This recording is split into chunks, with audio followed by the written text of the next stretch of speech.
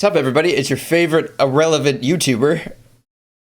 This video is not going to be edited at all. There's not going to be any green screen stuff in the background. There's not going to be any noises, sound effects, or putting my voice into reverb to add cringe in this video at all. See what I did there? That's called a lie. The message of this video is anybody can lie to you at all, and it's very difficult to trust people, so try your best. So I want to say really quickly that I went really easy on my first video that I did with Red, with me leaving. To be honest, I never thought I was going to make another video like this again, and I told you guys that I wasn't, but Red they had to do this. Why? In my leaving Red Reserve video, I went really easy, and the reason why I went so easy is because the other guys were in Red, and because that was their decision to stay in Red, even though I highly asked them so many times to just go ahead and leave because I think it would be just a better decision. They wanted to stay, and so I understand that, but that was their decision. With the documentary that went on Red Reserve, I'm kind of surprised I didn't put in there just because it was so sentimental and it was so good.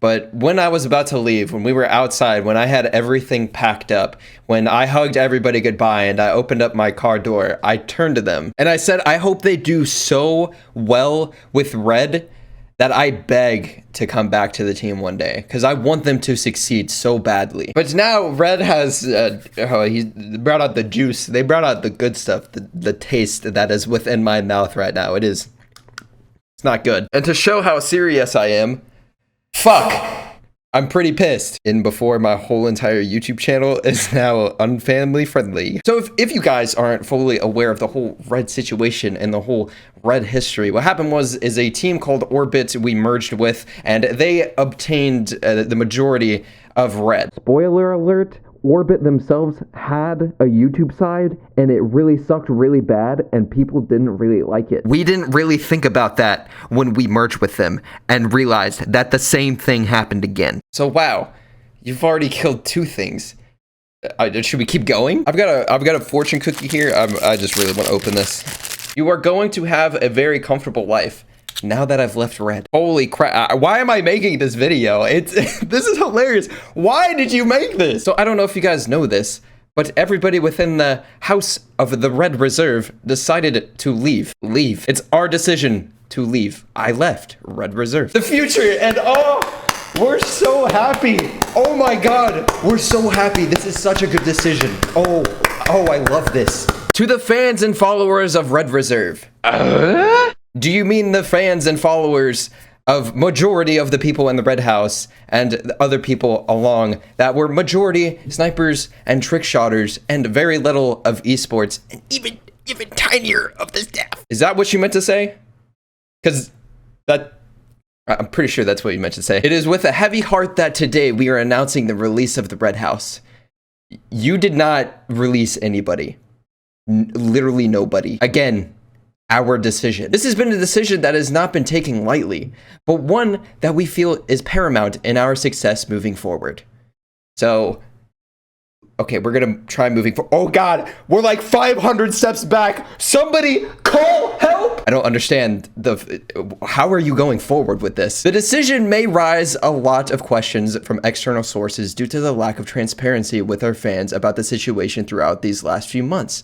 We feel that now is the correct time to shed light on these occurrences. This is gonna be great. When the merger between Orbit Esports and Red Reserve occurred in February of 2017, both parties were delighted. That is true. Both parties saw the opportunity to flourish. Red would now have the ability to enter into the booming esports market, and Orbit now had a strong fan base and structure to support their esports teams. Yes, very good, yes. Operations ran smoothly for the first few months. Teams were performing at high level, debatable. The creators were creating consistent content, working together and growing. Sponsor interests started to rise, and the future seemed bright. Yes, it did. It was very good. We had esports, and we had content creation, and they did not mix. And that is very good. During the merger, it was made very clear to these creators that they were no longer management of the company. They sold a high majority stake and would stay on board solely as content creators and ambassadors of the brand. Yes.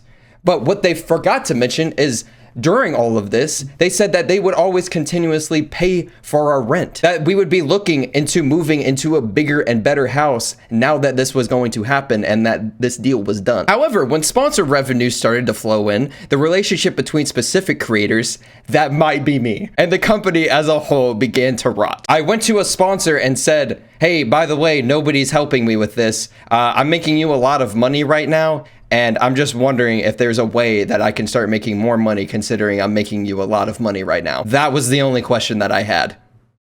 That was it. We were also asking to get a new house because we were told we were going to get one if we kept doing well with sponsors. We never... No, we were very much blue-balled. Hey, go look at that house. Oh, that seems like a great house. I really like that house. I'll start calling.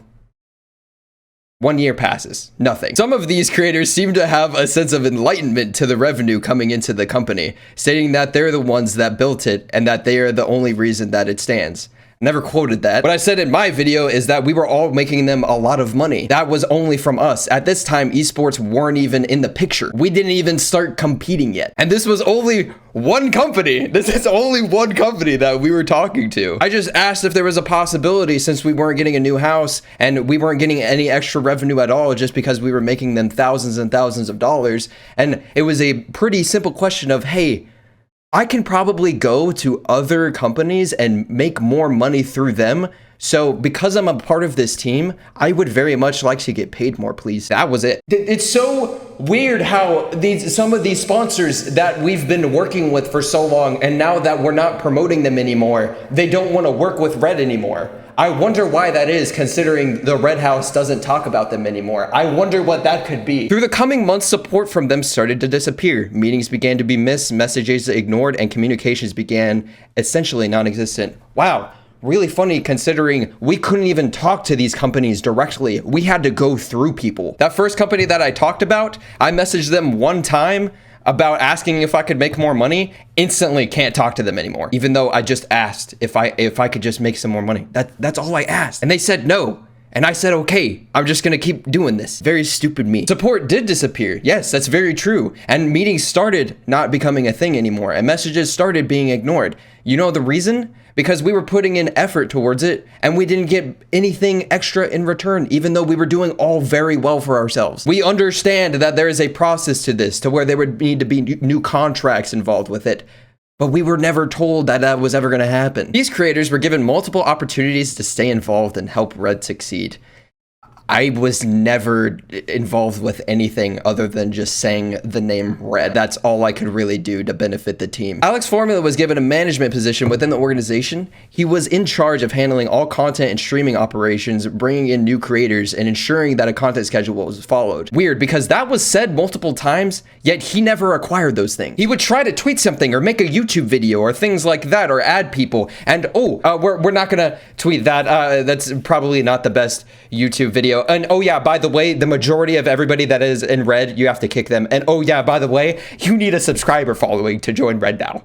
None of that was based on the guys in the house. That is literally the management talking. He did not perform well in his required duties. That is just... I cringe at this. Oh my God. Relationships with multiple sponsors were damaged due to the actions and non-compliance of all 5 content creators. What? That is so weird, because when I made my first video, that first sponsor that I talked about, they instantly got into my DMs, and they also had multiple people ask if that I could DM them and say they don't want a bad relationship. Huh. That's weird. Seems like they kind of liked me. Seems like they kind of liked all of us. Seems like we were doing things right. We truly wish that we would not have to come to this decision, but after multiple attempts at bridging the gap between what is referred to as the house and the company, we have come to the conclusion that this is the only way to move forward. Weird, because we were the ones that left. There's no conclusion by you. The conclusion is bye-bye, Red dead. This is my favorite part. By the way, everything that we've said, we just want to say this. We would like to thank all of you for your support and hope to continue to receive your support and decisions. But by the way, everything you did was wrong. You're not getting my support. Again, Red Dead. We have come to the conclusion that this is the only way to move forward. Okay, we're gonna try moving forward. Oh God, we're like 500 steps back. Somebody call help. We wish the best of luck to Alex Formula, John Kiwis, Nick Nix, and former Red House members, Jordan Random, Daniel Gandhi, and Hesse Rave. Rest assured that we will continue to grow the content side of Red Reserve, including bringing in new creators through a recruitment challenge. God, you gotta love it. You gotta love it when they hop on the recruitment challenge train. Supporting our current creators and creating more of the Red content that you already love. You mean that the Red content that we made, that the fans love, that you are not making anymore because you're only based off of esports right now and you're not gonna do anything related at all to anything that we were uploading and actually getting views on. Smiles, boys. Thank you, the Red Reserve management team. Woo! This can't be real. I legit, like, I would have never made this video if the guys just left and that was it. And they were just like, oh yeah, by the way, the Red House guys left, best of luck, and that's it. But let's make all of these completely wrong statements. And I will say the biggest thing right now, that there are two sides to every story. And it really sucks that you can't trust anybody nowadays with so much fakeness going around. But wow, like, who thought this was a good idea? I don't understand who thought this was a good idea. Like, hey, by the way, let's go, we're gonna make this article and we're gonna slander these guys. By the way, they're the biggest creators within the team. And oh yeah, at the very end, we're gonna wish them the best of luck. Oh, wait. Why is everybody's gone?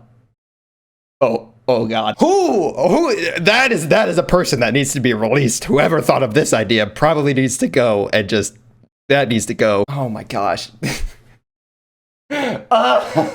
This feels great. This feels so good. I get to let off so much. It's so nice. This is where lying gets you. This is just where lying gets you. Look at what happened. Everybody is gone. I'm not gonna say everybody. There's still a couple people in there. There's still people I like within the team, but holy everything. You have to be wanting to become the villain of esports. Like, there's no other thought process I have in the back of my mind other than, hey, let's get a huge following by completely destroying our brand. That works. That's a good idea. Yes, put the blame on us. That's perfect. Put the blame on us of the people that, yes, we're the face of this whole entire brand. It is amazing to see this. I am so speechless. Wanting to push Red's content so far, like always trying to better myself and trying to get new people always in from all of us. Like, we all wanted it so badly and you never cared. By the way, guys, Red is doing a recruitment challenge. You have to have 5 million subscribers at least, along with getting 200 million views a month as well. If you guys meet those qualifications, I'm sure you can join. I actually feel bad for wearing this red shirt. Hey, you remember that team named Red? You mean the one that died? Yeah. Huh.